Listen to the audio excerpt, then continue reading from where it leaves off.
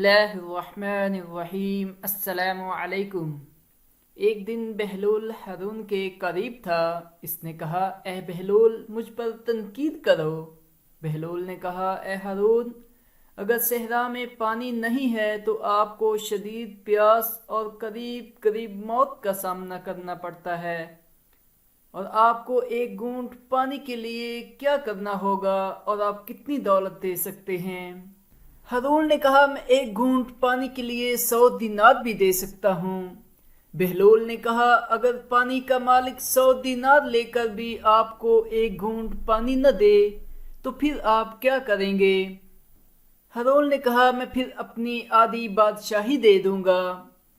بہلول نے کہا، پانی پینے کے بعد آپ کو وہ بیماری لاحق ہو جاتی ہے جس میں آپ پیشاب نہیں کر سکتے، اب آپ اس کو کیا دیں گے جو آپ کی اس بیماری کا علاج کرے گا؟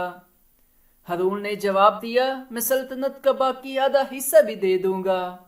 بہلول نے کہا، پھر اس بادشاہی کو حمیت نہ دو، کیونکہ پانی پینے سے زیادہ اس کی قیمت نہیں ہے۔ کیا یہ مناسب نہیں ہے کہ آپ اللہ کی مخلوق کے ساتھ نیکی کریں اور سارا وقت اس کی خدمت گزاری میں گزاریں؟ جزاک اللہ۔ اگر آپ کو یہ ویڈیو اچھی لگی ہے تو ضرور لائک کریں اور چینل کو بھی سبسکرائب کرنا نہ بھولیں۔